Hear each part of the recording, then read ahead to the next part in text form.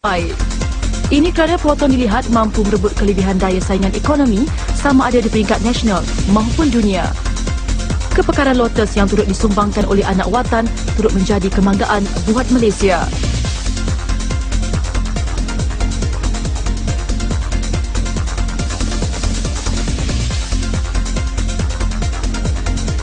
Bagi Lotus Cars Limited, usia yang bakal mencecah 60 tahun pada 14 September ini adalah platform terbaik untuk terus memacu kejayaan Proton di mata dunia. Keesokannya kami ke Bristol di barat daya United Kingdom. Sekarang ini saya dan juga rakan-rakan sedang berada di Bristol kerana kami akan berkunjung ke Proton UK, dan dengan bangganya saya memandu Proton Gen 2 yang sebenarnya kita tahu adalah enjinnya merupakan hasil bersama antara Proton dan juga Lotus, dan dengan menggunakan teknik manual GPS ini memudahkan lagi perjalanan kami ke sini. Perjalanan dari kota London mengambil masa kira-kira 2 jam. Hello, Nurul. Hello, Nurul. Pengarah urusan Proton UK, Brian Courier, membawa kami meninjau pusat latihan Proton. Semua pengedar Proton disyaratkan menjalani 2 kursus berkaitan teknikal setiap tahun. Mereka yang gagal ujian dikehendaki mengulanginya hingga lulus. Di kawasan seluas 100,000 kaki persegi ini juga letaknya gudang untuk menempatkan kereta Proton yang baru tiba dari Malaysia. Kira-kira 250 kereta Proton pelbagai model ditempatkan di gudang ini pada satu-satu masa. Semua kereta perlu melalui proses pemeriksaan sebelum penghantaran. Ia prosedur biasa untuk memastikan kereta dalam keadaan baik selepas beberapa minggu berada di dalam kapal. Warga Jamaika, Clinton Jordan, antara juruteknik Proton yang ditugaskan membuat pemeriksaan sebelum penghantaran. Ia membabitkan pemeriksaan ke atas 45 bahagian kereta. Antaranya enjin, paras air dan minyak, pintu, tayar, lampu serta bahagian-bahagian lain. Seorang juruteknik mampu memeriksa 20 hingga 25 kereta setiap hari. Berikutan kenaikan harga minyak, ramai memilih kereta berkuasa rendah dan Savvy menjadi pilihan warga United Kingdom. Malah ada yang menukar sistem enjin kepada tenaga alternatif iaitu gas cecair atau LPG. Kerja-kerja memasang peralatan LPG juga dilakukan di kilang ini. Kos peralatan dan pemasangan kira-kira £1,500 atau hampir RM10,000 Malaysia.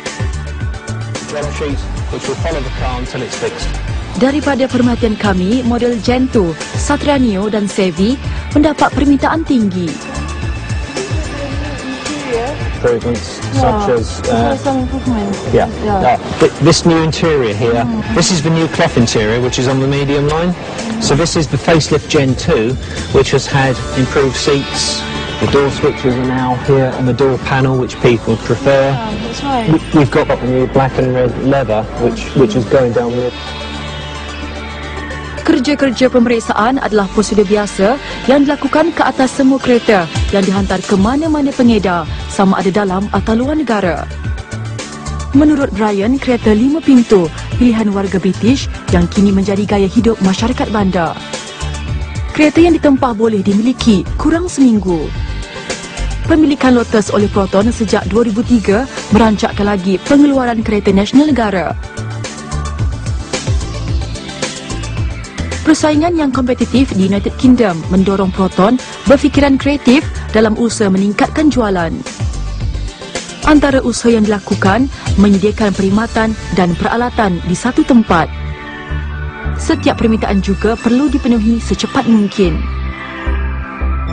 Di bahagian gudang ni ia menempatkan pelbagai alat ganti tulen Proton yang akan dijual kepada pengedar-pengedar, dan jikalau pelanggan memesannya sekitar jam 4 petang, alat ganti tersebut akan diperolehi sekitar 10 pagi pada keesokan harinya.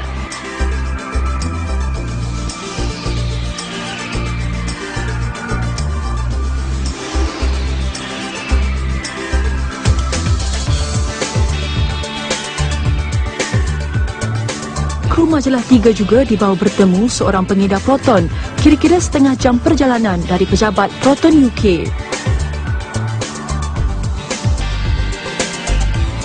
Usia 20 tahun telah mematangkan Proton UK untuk terus berkembangkan lagi Proton UK sebagai pengurang automobil terkenal di dunia.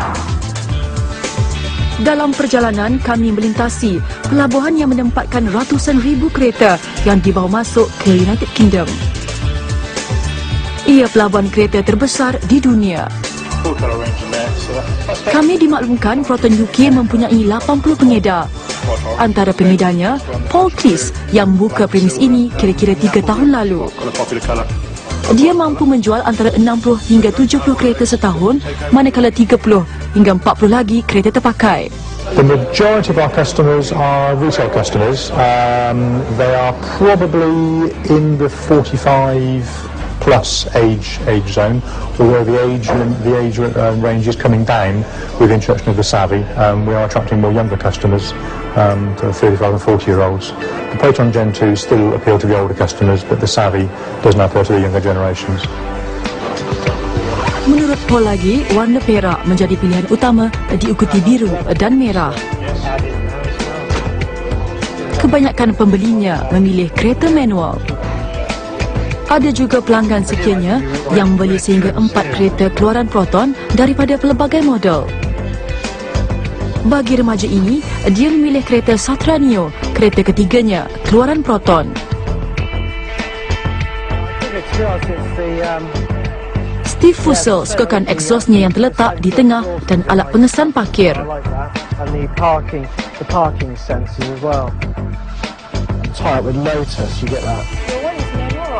I think it's the involvement, really. You know, with an automatic, it's with a car like this, it's nice to get involved with the driver of the car. I mean, the car drives and handles so responsibly. And I think you want to be involved with that feel when you drive it. So you need to really get involved with the driving, the sporty handling, the excellent brakes, etc. It's, you need a manual gearbox.